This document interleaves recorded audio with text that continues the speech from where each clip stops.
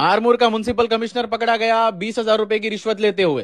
हक की कमाई साथ देगी, बुरी लालच हौंदे मुंह गिरा देगी। म्युनिसिपल कमिश्नर ए राजू ने मांगी थी 20,000 रुपए की रिश्वत। एसीबी ने पकड़ा रंगे हाथों। तफसीलात के मुताबिक आरमूर के म्युनिसिपल कमिश्नर ने घर का नंबर देने के लिए 20,000 रुपए का डिमांड किया था, जो कि अपने ड्राइवर के हाथों से वो कैश ले रहा था। ये रिश्वत की डिमांड करने के बाद वो घर का मालिक एसीबी ऑफिसर्स के पास गया और इसके खिलाफ कंप्लेंट कर दी। इस कंप्लेंट पर रिएक्ट करते हुए एसीबी के ऑफिसर्स ने आरमूर के कमिश्नर को रंगे हाथ पकड़ लिया। जब ड्राइवर का बैग चेक किया गया, उसमें 20,000 के साथ साथ 4,30,000 रुपए की नगद रकम पाई गई, जिसका कोई हिसाब नहीं है। एसीबी के ऑफिसर्स ने कंप्लेंट करने वालों की आइडेंटिटी भी छुपा के रखी है। एसीबी के ओहदेदारों ने बताया कि अगर कोई भी रिश्वत डिमांड करे, वो लोग आकर एसीबी ऑफिस में कंप्लेंट कर सकते हैं और कंप्लेंट करने वालों की आइडेंटिटी भी छुपा के रखी जाएगी। उन्होंने एक टोल फ्री नंबर भी जारी किया, जो कि है 1064। अगर कोई रिश्वत पूछे तो इस नंबर पे कॉल करके उनको सारे डिटेल्स दे दीजिए। मजीद न्यूज अपडेट पाने के लिए इमरान जर्नलिस्ट को फेसबुक और इंस्टाग्राम पर फॉलो कीजिए।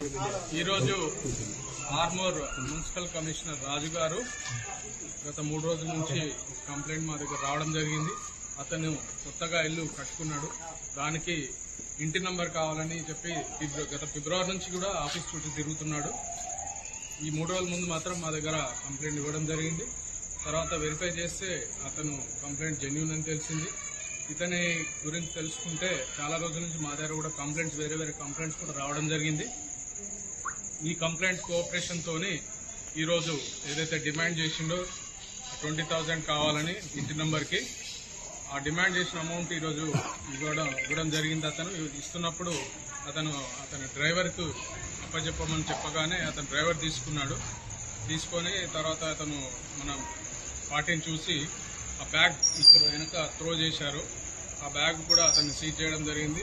ఆ బ్యాగ్లో ఈ 20,000తో పాటుగా ఇంకో 1,30,000 రూపాయలు అందులో ఉన్నాయి. ఆ బ్యాగ్లో ఆ డ్రైవర్ దగ్గర నుంచి అక్కడైతే కింద పడేశాడో అక్కడ నుంచి కూడా రికవరీ చేయడం జరిగింది. తర్వాత ఈ కారు ఇల్లు కూడా సెర్చ్ చేయడం జరిగింది. తర్వాత కూడా అతన్ని ఇప్పుడు ఈ ప్రొసీజర్ అంతా కంప్లీట్ అయిన తర్వాత నాంపల్లి కోర్టుకు రిమాండ్ నిమిత్తం ఇద్దరిని కూడా పంపించడం జరుగుతుంది. అట్లా ప్రజలు ఎక్కడ కూడా ఇట్లాంటి అధికారుల దగ్గర లంచం అడుగుతున్నారనే ఫిర్యాదులు ఉంటే మాత్రం తప్పనిసరిగా ఏసీబీకి వచ్చి ఫిర్యాదు చేస్తే వాళ్ళకు న్యాయం జరిగేలా చూస్తాము. వాళ్ళ పనిని కూడా అది న్యాయబద్ధంగా ఉంటే కంప్లీట్ చేయడానికి అధికారులతో చెప్పి